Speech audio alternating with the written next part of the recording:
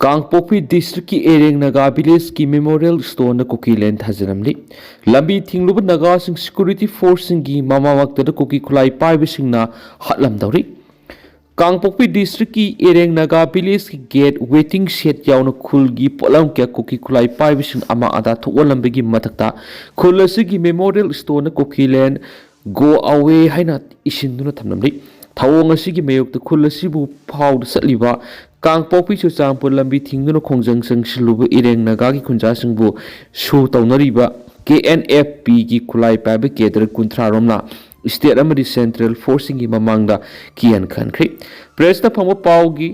पाउद Naga सिंगी lump मनुंग कुकीसिंग उमंग Coke थोलगा Poppy थाबा Swiggy केम हांगबा मदी अनौब लंबी सेमजिलकपना सिंगबा अमत तौबा यारोय हाइबगी वहाउदा हौकिबा मतम खरगी ममांगदगी नागा प्रूफ की लालहौबा सिंग अमदी कुकीसिंग की मरक्ता तुआन तुआनबा थौदो क्या थोखरबा मतुंग ngarang numitang ireng naga khul gi gate waiting shed jauna polam kya si ama ara to olamani masigi matakta khul asigi memorial stone kuki lena madi go away isindru thamnamani thawong asigi mayokta ireng khul gi khunja singna ngasi ayuk pung tararom tabra khul asi phaudna satliba kangpok bi suchampur lambi thingduna khongjang singki nungthil pung amaga makhairom tabada masana masabu tiger koba KNFP gi lusing mani haijaba miwe mana इरेंग Naga खुल की chairman phone तौरक्तुना लंबी थिंगलेबद खुदक्ता हंदोक्तरबदी Naga proof की मियोइसिंग खुद थागनि हैना किहलखी मदुगी मतुंग नुंथिल पुंग अनिरोम तारकपदा खुलाई मतिक साना पाइब केदर कुंथ्रा रोम लाक्तुना खोंजंग संगसिलिबा मियोइसिंग खुदक्तगी तोकनबा अकनबो warning तौरंखी खुलाई पाइदुना Kedar कुंथ्रा रोम लाक्प मतमदुदा CRPF अमदी Kangpokpi district police की personal क्या लेरबसु मकोगी मथक्ता action अमता लोखतना येंगलगा लेहौखियारी असुमना security personal सिंगी ममांगदा यावबा मिसा मियामदा सुद लेरिब केदर सिंगना फोंगना थुलक्तुना किहलंबगी थवंग अदुबु एरेंग नागा खुलगी खुंजा सिंगना पेनदब फोंदोरखली लोइनना असिगुंबा इंगना सिंगना लैजब खुलसिदा कुकी खुलाई पाइब सिंगना लाक्लगा सथरमलिब थवंग सिदा सेनब खुदिमक सेराक पिबियु लोइनना खुलसिगी मियामबु ngak senanaba matik chaba security force thambiyu haina lenga ki puning singsilakhi मियामना था अमसुमना हंखिबु वहंगी पाकुम लेंगाकना हयेंग अयिबु ओइना पीगनी हाइबगी थाजबा गवर्नरना पिख्री मणिपुर बफर जोन लेते मसिगी मतांगना DGP अमदी मरी लेनबसिंगदा हाना खंगनबा लेख्रे गवर्नर कोकोमी लुसिंग IDP की मिहुत सिंगना ngasi गवर्नर उनखिबगा लोइनना बफर जोन की मतंगदा सब सब वाफम खंगन बिनाबा तक्सिनबदा गवर्नर अजित कुमार बालाना मणिपुर बफर जोन हाइब लेति हैना मेक सिंगना फोंदोरखरि उनाबदुदा हौखिब डिसेंबर था मसुना IDP सिंगना संगसिनखिब खोंजंगी मनुंगसना कोकोमी की माइकेदी की मियांगी मोहत सिंदुना निमित खुदिंगी लेंगाकता मेमोरिनम पीदुना तक्सिनखिब वाफम सिंगी पाकोम पीनबा तक्सिनख्रि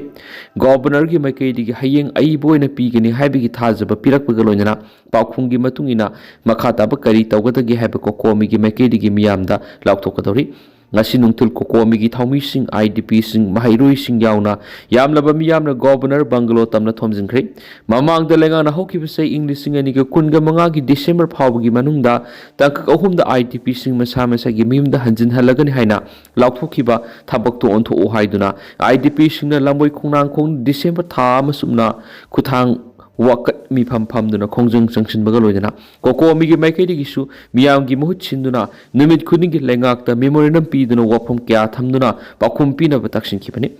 था अमसुपना अमदी मेमोरियम मसिंग खंगदना पीरबसु लेंगाना तुमिना लेसन किबा अमदी IDP सिंग मयुम हंजन मंगम खिदबा अदुदा पेंद्रबा IDP सिंग कोकोमी की कन्वेनर खुराइजम अथवयौना मखोगी वहंगी पाकुम पीगदबनी मखोय युम द हललु नेशनल हाईवे नि मक हंगदु मणिपुर अखोयगिनी गवर्नर ना अथुबुर थबक लौखलु हाइब खुलाउ लाउदुना ngasi गवर्नर बंगलो तमना थमजिलखिबनी को कैथलोमदगी लाखिबा मियामदु कैसामथोंग ट्रैफिक पॉइंट मसिंग यामलबा RAF अमदी CRPF यावना सिक्योरिटी फोर्स न थातुना थमखि तुंगदा नुंगथिल पुंग अहुंगा मखाइरम तारकपा मतुंग खुराइजम अथौबा यावना कोकोमीगी थौमी मंगा अमसुम IDP गी मिहुत तारुकपुना मखोय तारामथोइना राजभवन गवर्नर गुनखि लेंगा की मैकेडी चीफ सेक्रेटरी एमदी होम की कमिश्नर सु सरुयाखि गवर्नर चीफ सेक्रेटरी एमदी होम कमिश्नर उनरबा मतुंग राजभवन ममांगदा पौमिसिंग उनबद कोकोमी की कन्वेनर खुराइजम अथौबन हाय IDP सिंग डिसेंबर था मसुमना खोंजंग संगसिन बगा लोइना था मसुमना मियामना लेंगाकता hangki wahangi sap saba pakum pibinaba governor taksinki madura governor hangli wahangi pakum hayeng ayib oina soidana pigani haibagi thajaba piraki thajaba piraklabana hayeng kari pakum pirakpagi haibadi yenglaga IDP singa punna khanaraga makha taba kari tawgatagi haiba miyamda laktokani ngasi governor gu unabadura handak torbung da buffer zone haiduna koki khulai paibising attack torakiba mafam aduga mari lenana wafam aduga mari lenana lenga ki maikedi buffer zone asi leibra haiba mek sina khangan ba taksinki madura governor na manipur buffer zone haiba leiti masigi matana DJP yauna mari lena basing da hana khangan ba laikri haina phongtoki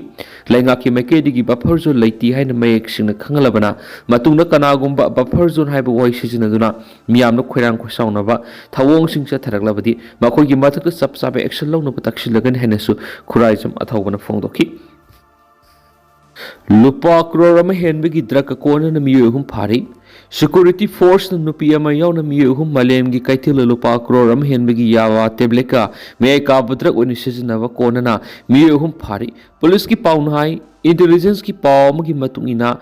ngasi Tengnoupal police station mapada police na asat wok check tawbagi thabak chathaki check tawbagi akan thabak chatharingai singningai oiba makhong mari pan gari ama lakpadi khamnaga check tawbagi thabak chathaki check tawbadu da malem gi kaithil lupa crore ama henbagi oigadaba yaba tablet kg 5.89 yoram thingna khibani gari edu da punna lakhiba draka kona na pharaba mi ahum amadi James Baiti sekungani pan Hanai Kim Baiti say Yankai Masum, Deputy Marty say Nifugamatikawi, Makoi hum draka kona na Tengnoupal police station Sinaki Bagolina, Makoi Mata the Kiesama Lokotuna, Tigat Pahoreri. Okro Lambi CMG DPR Miam the Kangalu, Kaisa Megasandra, Impal Urkul Jesami Lambi Masum Urkul Toloi Tadobi Lambi CMG Sab Saba DPR gi provision amadi.